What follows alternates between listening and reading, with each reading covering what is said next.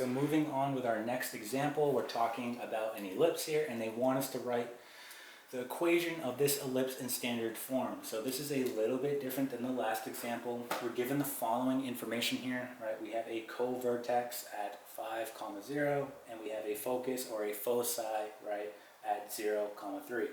Now, just remember here, we are going to have two co-vertices. They only give us one, and we're going to have two foci, and again, they only give us one.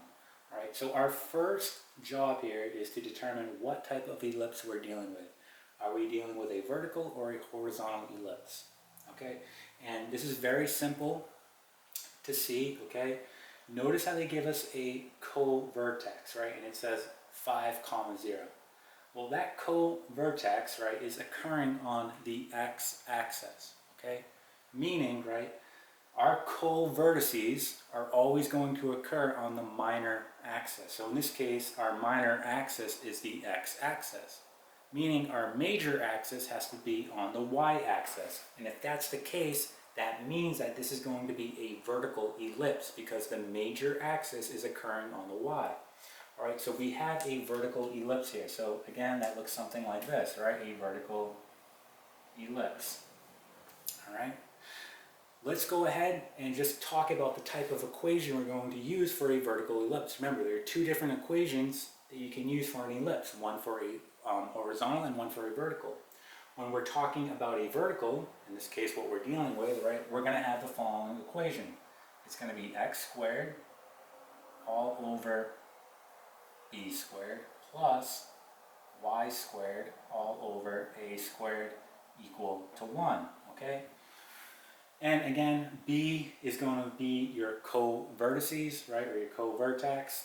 A will be your vertices, all right, the ones that are occurring on the major axis. Okay, so let's go ahead and just draw out a quick picture of what we have, and then we'll talk about how we can determine how to write this equation in standard form. All right, so if we were to draw a quick graph of this and graph these points. So again, our co-vertex, they give us one. There are going to be 2 points, right? We have 2 vertices on the minor axis and 2 vertices on the major axis. So they give us this one, it's 5, 0, so right here, okay? Meaning we're going to have one on the opposite end as well. We're going to have one at negative 5, 0. So 1, 2, 3, 4, 5, right here. All right, and if you want, we can go ahead and label these. So 5, 0. And negative 5, 0. So these are my co-vertices, right? They're occurring on the minor axis, in this case the x. All right, my focus or foci, those are always going to occur on the major axis. So that makes sense that this is occurring on the y, right? We're going up 3 here. So 1, 2, 3. And just like with our co-vertices, we're going to have it in the opposite direction. So we're going to go down 3. 1, 2, 3, right here. So this is going to be 0, 3, right? And 0, negative 3. Now, we know that our vertices that are going to occur on the major axis, right, will be somewhere over here and here, right? But we don't know what that is yet, right? We need to solve for A here. Once we find A, right, we can go ahead and write this in standard form, all right? Because we have B, right, we have our foci. So think about how we can find this A value. Okay, how can we find that A value? And remember in the previous examples I told you there's a relationship with all ellipses, right? Between the foci, the co-vertices, and the vertices occurring on the major axis, right? There is a relationship, and that relationship is the following.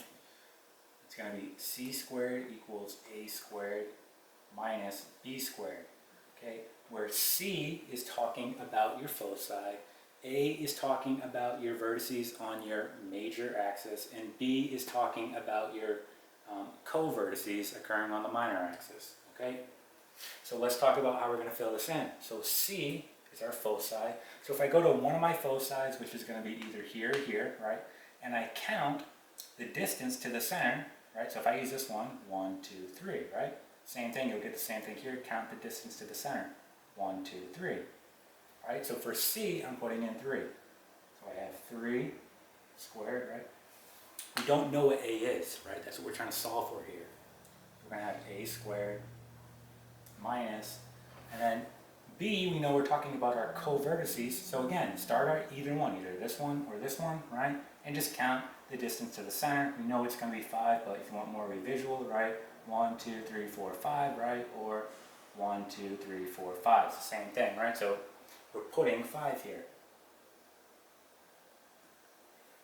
Okay, we're just going to solve this. So 3 squared is going to be 9. Then we have a squared. And this will be minus 25. Right? We're going to add 25 on both sides. And a squared equals 34. Okay? All we have to do now is go ahead and plug these values in to our equation. So let's go ahead and do that. I'm just going to erase this work right here. Keep that so we know that a squared equals 34. And let's go ahead and just plug it in. So we'll have the following. X squared over, right, what is going to be b squared, right? Well, we know that's going to be 5 squared, right? I want our co-vertices, so 5 squared, which will be 25. Right? Plus y squared all over. In this case, we know that a squared is going to be 34. All equal to 1. Right? This here is going to be your final answer. Right? If we really wanted to, we can now go ahead and graph, right, these vertices on the major axis. So how you would do that, right? Where did this come from, right? So if we take the square root of 34, right? So let's go ahead and do that. Square root of 34, we'll get plus or minus 5.83. Okay, meaning we could go ahead and put that on there, 5.83, so 4, 5, 6, somewhere right about here, right? We could say 0, 5.83, okay, and then down 1, 6, like right about here, 0, negative 5.83, okay? And you could go ahead and draw in your ellipse if you really wanted to, right? You'd have something like this. I'm horrible at drawing. You'd have something like that. Okay, again, you could do the same thing for your co-vertices. Take the square root of 25, and you'll get plus or minus 5, right? Makes sense, right? Square root of 34 plus or minus 5.83, right? And again, here's our foci occurring on the major axis, right? So this is the final answer. This is the equation of this ellipse in standard form, all right? And that is it.